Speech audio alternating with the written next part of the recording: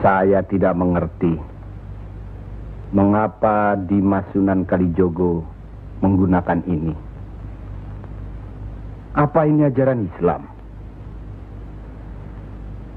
Saya pun tidak mengerti mengapa Kanjeng Sunan Giri baru mempersoalkannya sekarang.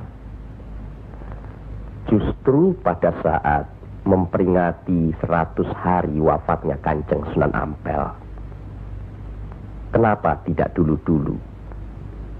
Ya, karena baru sekarang ini kita berkumpul tanpa ada orang lain di antara kita. Kenapa Dimas menggunakan kemenyan, bunga-bungaan, dan lain-lain ini? Bukankah Rasul menganjurkan agar kita selalu rapi, bersih, dan menggunakan wangi-wangian? Setiap sholat Jumat pun kita dianjurkan menggunakan wangi-wangian. Apakah sholat Jumat itu bukan ibadah? Tapi Sunan Kali membakarnya saat peringatan akan dimulai. Saat membaca doa. Sholat Jumat itu bukan hanya berdoa, tapi juga menghadap Allah. Dulu, kemenyan itu digunakan menyampaikan doa untuk nenek moyang lewat asapnya. Itu dulu. Tapi sekarang cukup dengan ini. Yang pasti, kemenyan itu tidak boleh. Adakah tertulis jelas nama kemenyan itu? Adakah penjelasan atau kejelasan mengenai jenis, bentuk, atau nama dari wangi-wangian itu?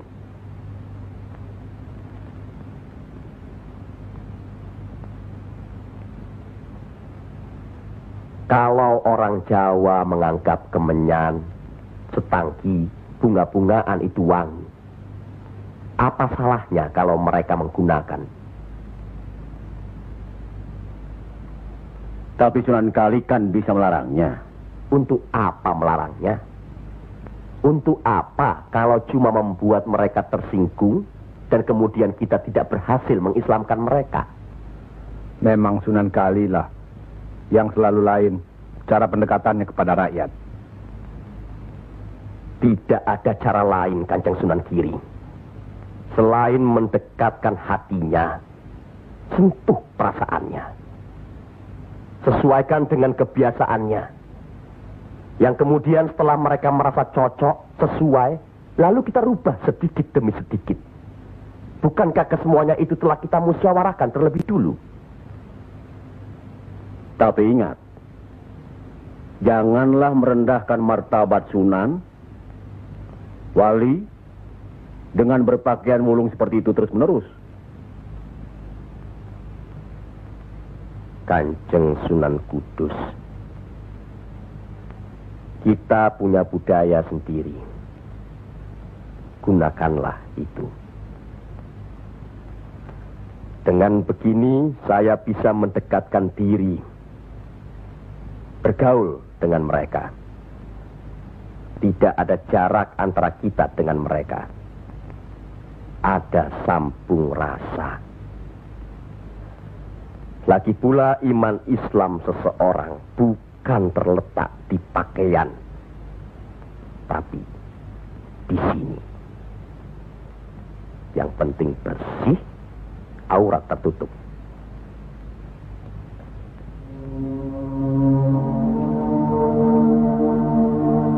Hari ini, setan-setan sedang bertengger di dada sedulur-sedulur. Lupa akan firman Allah. Kalau ada perselisihan di antara kita umat muslim, kembalilah pada Al-Quran. Kenapa sedulur-sedulur lupa? Kenapa?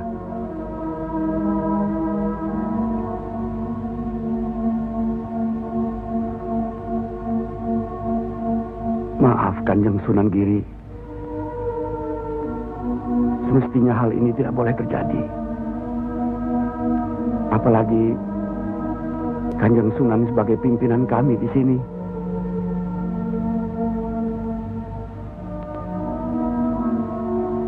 Kita harus ingat akan bahaya Islam yang berpusat di Pengging, yang perkembangannya begitu cepat, penyebarannya dan cara mengajarnya yang berbeda dengan kita. Apakah kita tidak merasa curiga sama sekali terhadap Syekh Siti Jenar alias Syekh Lemah Abang itu? Maaf, Kanjeng Sunan Bonang. Tidaklah baik berprasangka buruk terhadap orang. Itu pun termasuk dihinggapi setan. Astagfirullahaladzim. Soal Syekh Siti Jenar, saya telah menyaksikan anak buahnya berceramah. Anak buahnya bukan berarti Syekh Siti Jenar. Apakah Sunan Kali benarkan cara Syekh Siti Jenar yang musyrik itu? Bid'ah? Murtad? Wallahu alam. Saya belum pernah menyaksikan dengan mata kepala saya sendiri.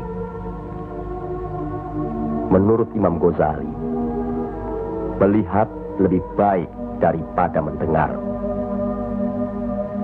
Saya rasa benar Kanjeng Sunan Bonang. Hari ini setan-setan sedang bertengger di dada kita. Maafkan saya, Kanjeng. Sama-sama, Kanjeng. Maafkan saya. Maafkan sama-sama. Maafkan. Maafkan saya, Sunan. Kanjeng Sunan Bonang. Sama-sama. Sunan Muria. Maafkan. Maafkan. Maafkan Kanjeng Sunan Kali. Alhamdulillah. Maaf, Kanjeng Sunan Kudus.